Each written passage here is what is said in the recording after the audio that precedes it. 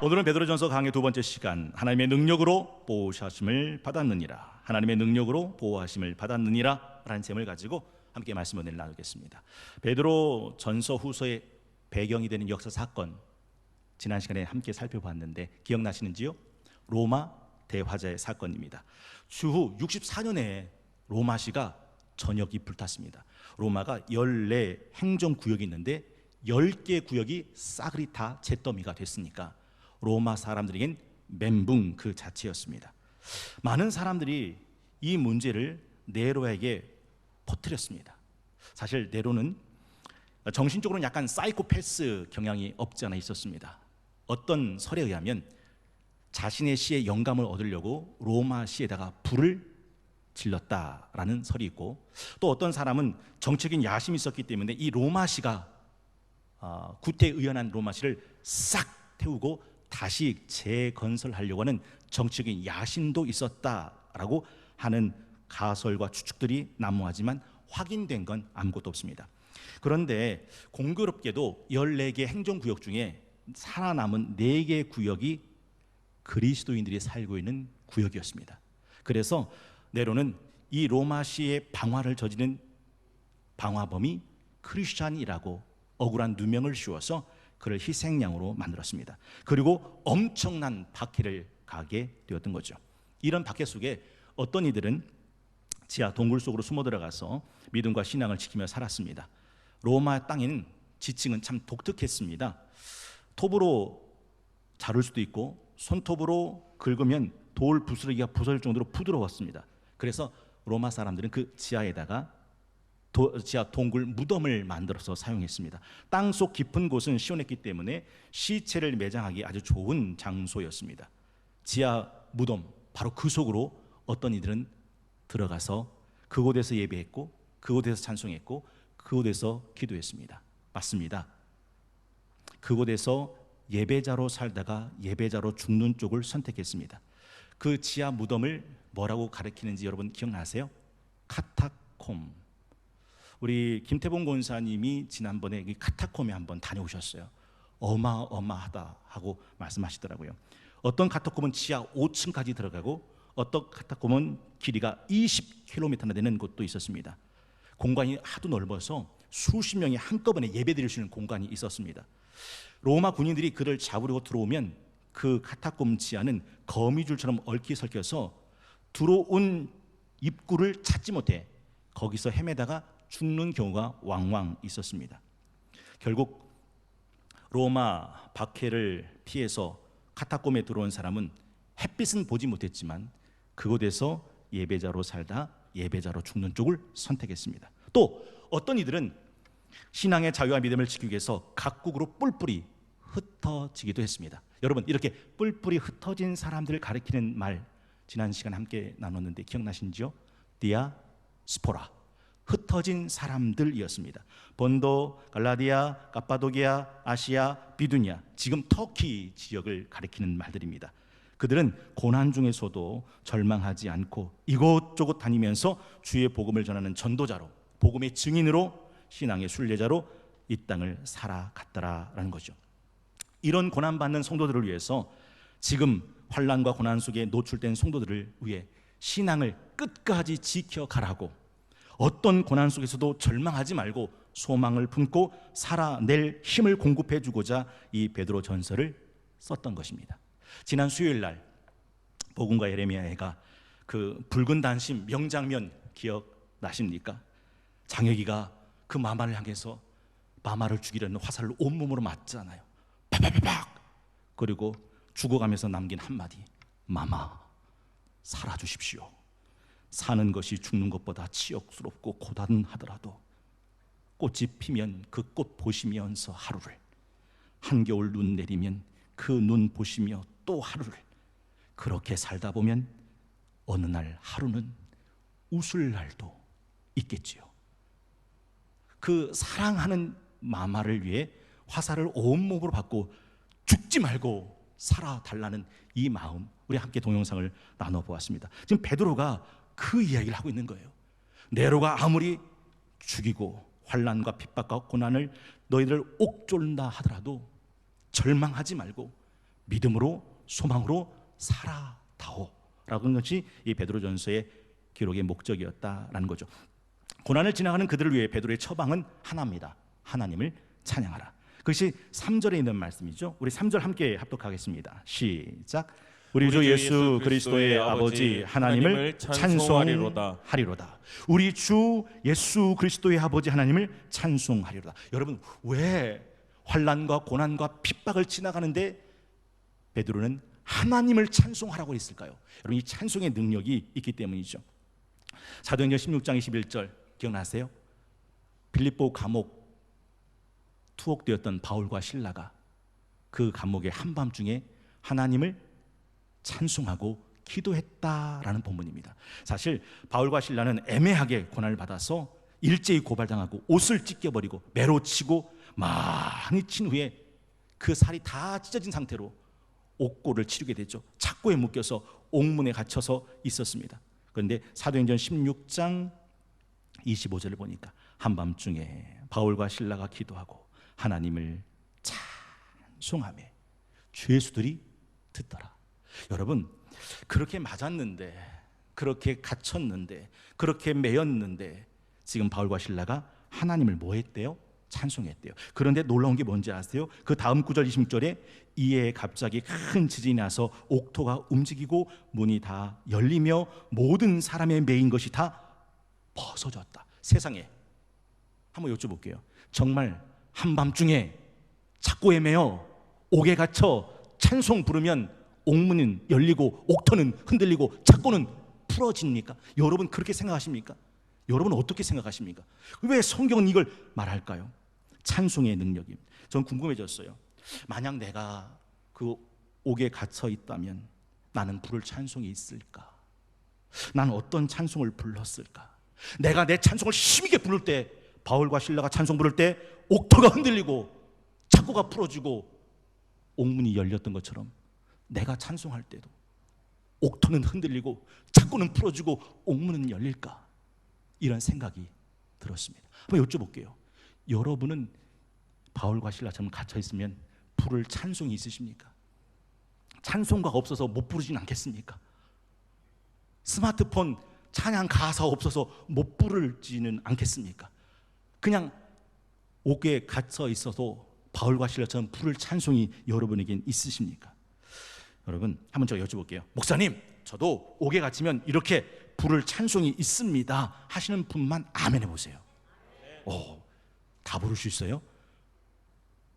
목사님, 저도 힘있게 찬송 부르면 바울과 실라의 옥문을 열어주셨던 하나님께서 제 옥토도 흔들리고 제 옥문도 열어주시고 제 착고도 풀어줄 걸 믿습니다 하시는 분만 아멘 해보세요. 여러분, 이게 찬송의 능력이죠. 여러분 그거 아세요? 우리 성동교회가 매월 성동 찬양을 함께 불렀어요. 하루에 3번씩 이 찬양을 한 달 동안 부르다 보면 자연히 뭐 하게 될 거라고 했습니까? 암기, 암송 될 거라고. 3월 달에 하늘의 찬송이 들리던 그날, 찬송가 중에 제일 긴 찬송 6절의 찬송. 4월에는 하나님의 독생자 예수. 5월은 행복. 6월은 온 땅과 만민들아. 7월 주선한 능력으로. 다음 8월은 삼위일체송입니다. 아침 저녁 점심, 아침 점심 저녁 이렇게 부르다 보면 이 찬양이 내가 부를 찬송이 되는 거죠. 여러분, 전장에 나가는 궁사의 화살통에 화살이 없어 보세요. 아니, 전쟁에 나가는 궁사의 화살통에 화살이 없어요. 전쟁에 나가면 뭐 할까요? 죽지요. 아니, 화살통에 화살이 없는데 이 땅을 믿음으로 살아가는 크리스천들이 이 세상에 부를 찬송이 없다면 어떻게 될까요? 어떤 고난과 환난과 역경 속에 와도 소망을 품지 못하고 절망갈 수밖에 없게 된다라는 거죠. 그래서 제가 이런 감동이 오더라고요. 우리가 지금 가을이 되면 성경 퀴즈 데이를 할 거잖아요. 성동 만나에 대해서 성경 퀴즈를 풀 거고 또 찬양 대회를 하면 좋겠다. 여러분 그거 아세요? 도전 노래방 무작위로 노래를 해가지고서 이게 하는 거 있잖아요. 우리는 이제 도전 찬송방. 그래서 무작위로 나온 가사 1절 부르다가 갑자기 2절을 숨기는 거죠. 그러면 부를 수 있을까? 아니면 멈출까? 아무 괜찮다 하는 생각이 들었어요. 여러분, 오늘 본문 베드로는 환난과 역경과 고난을 지나가는 그리스도인들에게 하나님을 찬양하라 라고 말합니다.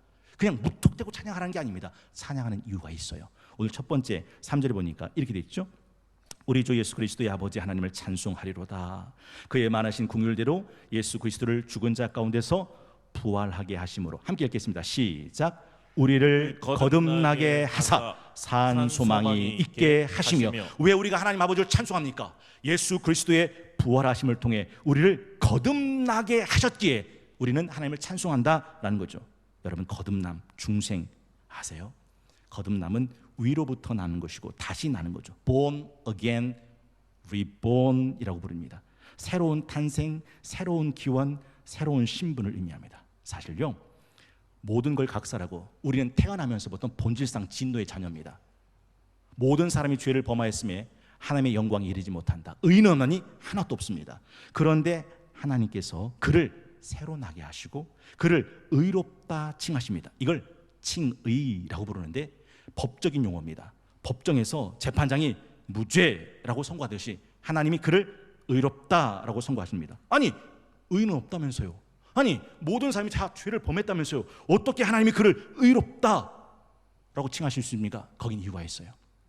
그것은 우리의 선행도 고행도 우리의 행위에 있어 나온 것이 아니에요. 예수 그리스도의 십자가에 피 흘려 죽으심과 그분의 다시 부활하심을 통해서 예수 그리스도의 의를 우리의 의로 전가시켜 주신 거죠. 이걸 전가의 의라고 부르죠. 예수 그리스도의 의를, 예수 그리스도의 옷을 내게 입혀 주셨다라는 것이죠. 여러분, 믿음으로 이중 전가가 일어난다는 거 기억나셔야 됩니다. 내 죄가 오롯이 예수에게 옮겨져요. 그리고 예수의 의가 오롯이 나에게 옮겨옵니다. 그래서 나는 더 이상 죄인으로 발견되지 않고 하나님 앞에서 의롭다. 어떻게 해요? 그분의 죽으심이 나의 죄를 위한 죽으심이라고 믿는 순간 믿음으로 의롭다함을 입었느니라. 이걸 네 글자로 뭐라고 그러죠? 이신칭의라고 부르죠. 여러분, 2절 말씀을 보면 이런 말씀이 되어 있잖아요. 하나님 아버지의 미래하심을 따라 성령이 거룩해 하심으로 순종함과 예수 그리스도의 피 뿌림을 얻기 위하여 택하심을 받은 자들에게 편지하노니 은혜와 평강이 너에게 더욱 많을지어다. 예수 그리스도의 피 뿌림, 그 피 뿌림을 받은 모든 사람들을 하나님 보시고 의롭다라고 인정하신다라는 것이죠. 그래서 성경은 말합니다. 누구든지 그리스도 안에 있으면 새로운 피조물이다. 이전 거 지나갔으니 봐라, 새 것 되었다. 여러분, 내가 착해서가 아니에요. 내가 의로워서가 아니에요. 내가 도덕적이고 양심적이서가 아니에요. 내가 예수 그리스도 안에 있기에 하나님은 그 예수 그리스도 안에 있는 나를 보시고 의롭다라고 칭하시죠. 이걸 믿을 때 물밀듯 내 맘에 기쁨이 넘치는 주 예수 내 맘에 오심이라고 노래할 수 있다라는 거죠. 우리가 환난과 역경과 고난 속에 지나갈 때 절망하지 않고 하나님을 찬양할 수 있는 이유가 뭔지 아세요? 두 번째가 하나님의 나라가 우리가 찬양할 근거가 되기 때문입니다. 4절 우리 함께 읽어보겠습니다. 4절 말씀입니다. 우리 4절 함께 합독합니다. 시작. 썩지 않고 더럽지 않고 쇠하지 아니하는 유업을 있게 하시나니 곧 너희를 위하여 하늘에 간직하신 것이라. 여러분, 세상은 어떤 곳이에요? 아무리 잘 나가 봐야 세상은 썩을 곳입니다. 세상은 더러운 곳입니다. 세상은 결국 쇠하는 곳입니다. 여러분 기억나세요? 말하는 자의 소리여 외치라. 대답하되 내가 뭐라고 외치리까? 모든 육체는 풀이요 그 풀의 아름다움은 들의 꽃과 같으니 풀은 마르고 꽃은 시듬은 여호와의 기온이 그 위에 불미라. 이 백성 실로 풀이로다.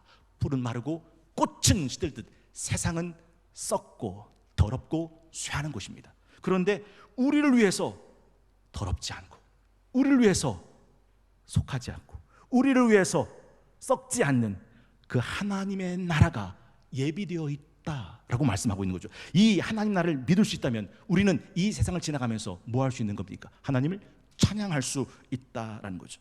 여러분, 혹시 그 오르도 살루투스라는 구원의 서정이라는 말 기억나세요? 저는 우리 성동교회에서 이 구원의 서정만 4번을 풀어드렸습니다. 새벽마다 전교인 특세 주일날 풀어드렸어요. 로마서 8장 29절에 30절 보면 이런 말씀이 나오거든요. 하나님이 미리 아신 자들 또한 그들의 아들의 형상을 본받게 하기 위하여 미리 정하셨나니 이는 그로 많은 형제 중에서 맏아들이 되게 하려 하심이라. 우리 30절 함께 읽어볼게요. 시작. 또 미리 정하신 그들을 또한 부르시고 부르신 그들을 또한 의롭다 하시고 의롭다 하신 그들을 또한 영화롭게 하셨느니라. 이게 오르도 사르투스 구원의 서정입니다. 한 사람의 구원이 어떻게 되는지 이건 신비한 거죠. 그래서 11절에 보면 그 구원을 어떻게 했다고 되어 있습니까? 천사들마저 12절 마지막 끝절 살펴보기를 원했다. 우와, 한 영혼을 구원하시는 하나님의 섭리가 얼마나 신묘막직한지 천사들마저도 우와, 엄청난 구원의 역사를 살펴보기를 원했다는 거죠. 여러분 기억나셨으면 좋겠는데 우리의 구원은 시작 하나님부터요. 예정이라고 부르죠. 창세 전에 그리스도 안에서 우리를 택하사, 그리고 그 택하신 것이 역사 속에서 드러나는 것을 소명, 하나님이 그를 부르신 것입니다. 그리고 그를 거듭나게 하세요. 이걸 성령이라고 하죠. 거듭나게 하시는 분은 성령님이에요. 그래서 성령이 들어가지 않고는 거듭남의 역사가 일어나지 않습니다. 거듭난 사람은 회심합니다. 지난 날의 삶을 회개하고 예수를 믿는 믿음과 회개를 갖죠. 그리고 예수와 연합된 겁니다. 연합된다는 것은 세례와 성찬을 통해서 예수와 내가 접붙여지는 것을 말하죠. 그런 자를 하나님이 의롭다라고 인정하시죠. 이걸 칭의라고 하죠. 그리고 그는 하나님의 아들이 돼요. 본질상 진노의 자녀였던 그가 하나님의 양자가 되는 것이죠. 그러고 난 다음부터 그의 삶은 하나님의 자녀다운 삶으로 성화되어져 가는 거죠. 이걸 성화라고 하죠. 자식은 부모를 닮아가기 마련이듯이요. 그리고 마지막 죽는 그 순간까지 그가 믿음에서 떨어지지 않도록 하나님이 그를 꽉 붙드시고 인도하셔요. 이걸 뭐라고 그러죠? 성도의 견인이라고 부르십니다. 그리고 그 몸이 죽어 영혼이 낙원에 들어가는 것을 안식이라고 부르고, 마지막 예수의 최후의 날 예수님께서 천사장과 함께 구름 타고 다시 오실 때 이 땅에 죽었던 자들이 다 몸이 부활해서 부활한 몸과 낙원에 있는 영혼이 함께 천국으로 들어가는 것을 영화, 영생, 복락이라고 부릅니다. 이 11가지의 과정을 통해서 한 영혼의 구원이 일어나게 된다라는 거죠. 하나님의 이 구원의 완전하심을 사탄은 흔든다라고 말해요. 택하신 자들도 할 수만 있으면 미혹고 현혹시키는 것입니다. 그때 우리가 구원의 확신 가운데 거할 수 있는 방법이 뭔지 아세요? 이 하나님의 구원을 내 입술을 열어 날마다 하늘마다 찬양하는 거죠. 오늘 본문에 보면 하나님의 능력으로 보호하심을 받았다라고 되어 있습니다. 프로메노스라는 단어를 쓰고 있는데 군사적 단어입니다. 요새가 되고 진지가 되고 성이 된다라는 말이죠. 여러분 기억나세요? 아람 군대가 이스라엘 잡아먹으려고 호시탐탐 노려도 그때마다 은밀한 작전 전략들이 다 노출돼요. 왜냐하면 그 작전과 전략을 꿰뚫어보는, 앉아서 천리를 보는 사람이 있었기 때문입니다. 누굽니까? 엘리사. 그래서 아람 왕은 안 되겠다, 이스라엘을 치기 전에 엘리사부터 잡아 족치자. 엘리사가 어디 있느냐? 근데 도단성이라는 곳에 있습니다. 그래, 새벽같이 도단성을 완전히 삼겹으로 포위합니다. 그리고 날이 샜습니다. 엘리사의 몸종 게하시가 아침에 세수하려고 나왔더니 그 도단성을 뺑들이 포위한 아람 군대를 보고 바들바들 떠는 겁니다. 여러분 예레미야 강해, 예레미야 애가 강해 들으셨죠? 바벨론이 3년 동안 예루살렘 성을 포위해서 씨를 말려 죽이는데 그 처참함 함께 나누신 분은 아실 거예요. 그 두려움이 뼛속까지 녹아듭니다. 그때 엘리사가 게하시에게 뭐라 말합니까? 걱정하지 마라. 저와 함께한 군사보다 우리와 함께 하신 군사가 많다. 눈을 씻고 봐도 보이지가 않는데, 우리 아군은 보이지 않는데. 열왕기하 6장 15절에서 17절에 보면 이렇게 되어 있습니다. 하나님의 사람의 사환이 일찍 일어나서 나가보니 군사와 말과 병거가 성읍을 에워싼지라. 그의 사환이 엘리사에게 말하되, 아, 내 주여, 우리가 어찌하리까 하니 대답하되, 두려워하지 마라.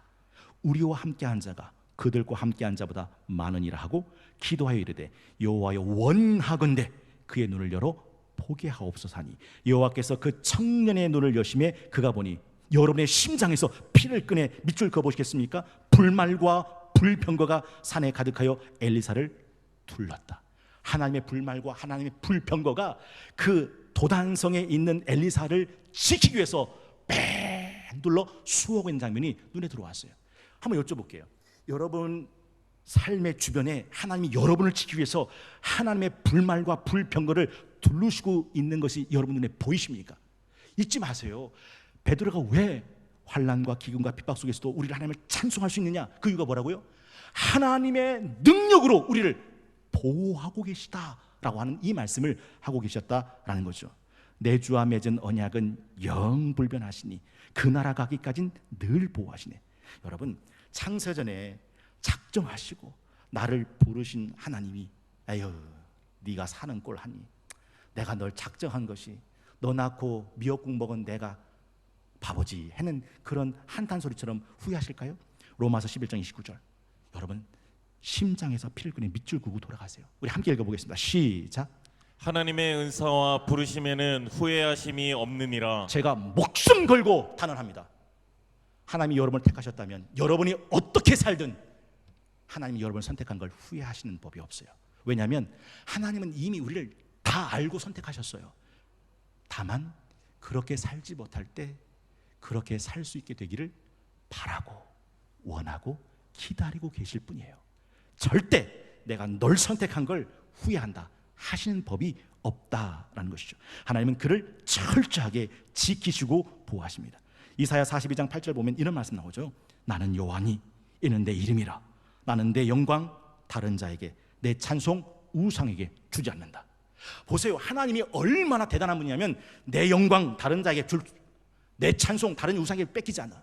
그러면 하나님이 내 자녀 삼으신 그 자녀를 세상에 뺏길까요? 사탄에게 뺏길까요? 그런 법은 없다라는 거죠. 그래서 여러분 기억하실 거예요. 사울 왕이 다윗을 잡으려고 몇 년을 쫓아다닙니까? 10년. 몇 명의 군사를 풉니까? 3,000명. 그런데 사무엘상 23장 14절 보면 이렇게 되어 있어요.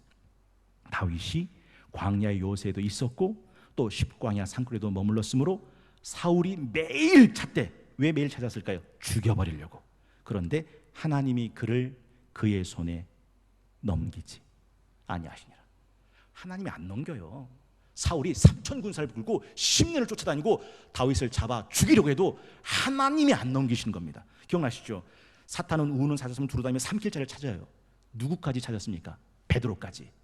그런데 예수님이 베드로를 사탄에게 넘깁니까? 안 넘깁니까? 안 넘기잖아요. 시몬아 시몬아 사탄이 너희를 밀가부르듯 하려고 요구했으나 내가 너를 위해 내 믿음 떨어지지 않기를 기도했다. 너는 돌이킨 후에 내 형제 굳게 해라. 안 넘깁니다. 안 뺏긴다라는 것이죠. 한번 요한복음 10장 27절에서 29절 스크린 보시고 함께 합독하기 원합니다. 요한복음 10장 27절에서 29절 우리 다 함께 한 목소리 합독합니다. 시작. 내 양은 내 음성을 들으며 나는 그들을 알며 그들은 나를 따르느니라. 내가 그들에게 영생을 주노니 영원히 멸망하지 아니할 것이요 또 그들을 내 손에서 빼앗을 자가 없느니라. 그들을 주신 내 아버지는 만물보다 크심에 아무도 아버지 손에서 빼앗을 수 없느니라. 창세전에 영원전에 작정 택정 예정된 하나님의 사람은 뭐 하긴 틀린지 아세요? 지옥 가긴 틀린 거예요. 절대 지옥에 떨어지는 법은 없습니다. 하나님은 절대 뺏기는 법은 없습니다. 하나님은 그를 그 영원한 천성에 이르도록 끝까지 지키시기 때문에 그렇죠.